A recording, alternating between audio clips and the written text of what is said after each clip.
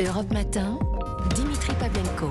Que fait un artiste quand il fait ses adieux à la scène ? Eh ben, il monte dessus, sur la scène, pour l'annoncer à son public. Et c'est ce que fait en ce moment l'invité d'Europe Matin. Bonjour Patrick Timsit. Bonjour. Bienvenue sur Europe 1. Merci. Adieu, c'est sûr. C'est le titre de votre spectacle en ce moment à la Comédie des Champs-Élysées. Alors, je vais signaler quand même qu'il y avait un autre spectacle qui s'appelait Adieu, peut-être, merci, c'est sûr, l'année dernière.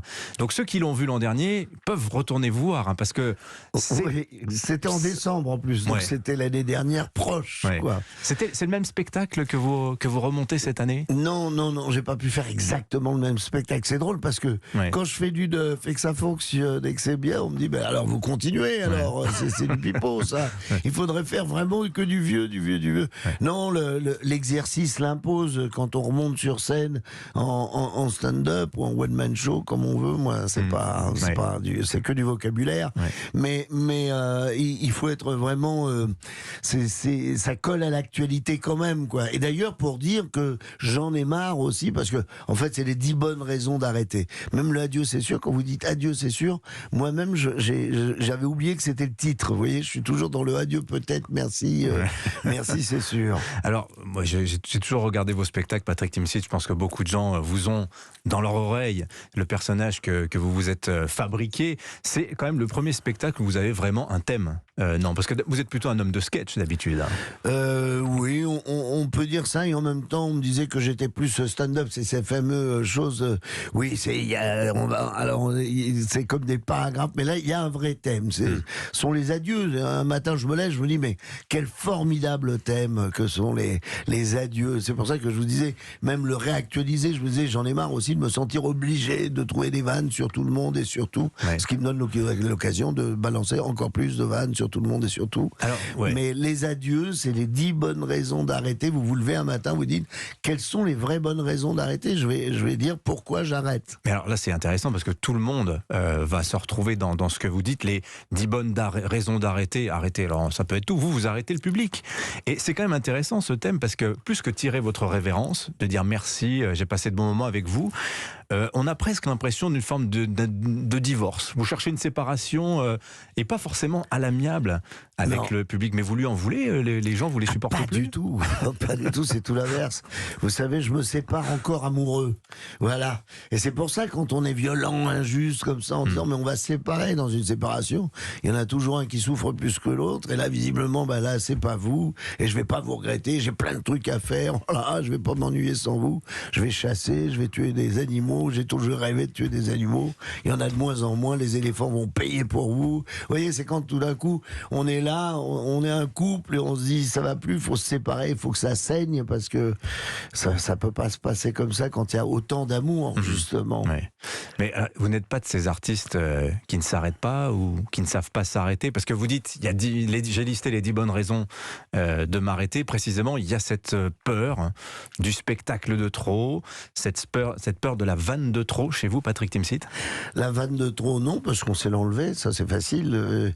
J'ai toujours fait attention, justement, quand on vous dit c'est le politiquement correct. D'ailleurs, c'est une des raisons, on dit le politiquement correct, mais moi je le prends à l'inverse. Oui. Je dis c'est bizarre, avec ce politiquement correct, on peut plus rien faire, on peut plus rien dire, on peut plus être raciste, sexiste, ni même homophobe, c'est incroyable. Oui. Et donc le but du jeu, c'est vraiment justement de pouvoir de dire c'est mon dernier spectacle, je m'en bats les cacahuètes. Donc la vanne de trop, c'est non.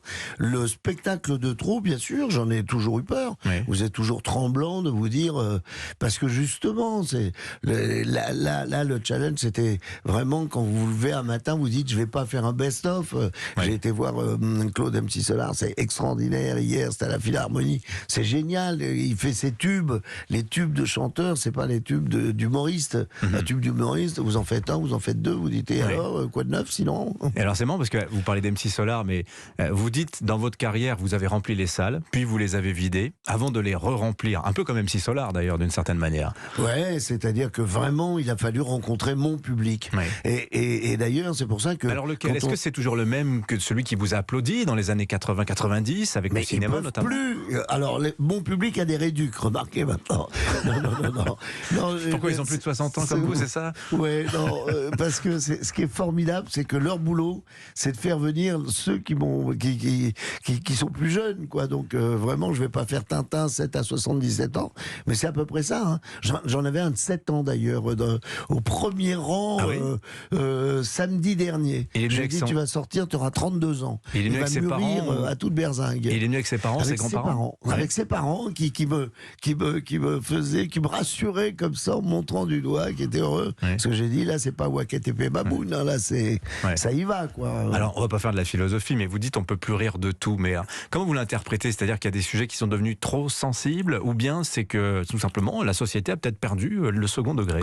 Alors, on ne peut plus rire de tout, c'était le titre du spectacle d'avant, mais j'ai toujours ri de tout, parce que j'ai toujours fait attention quand on est...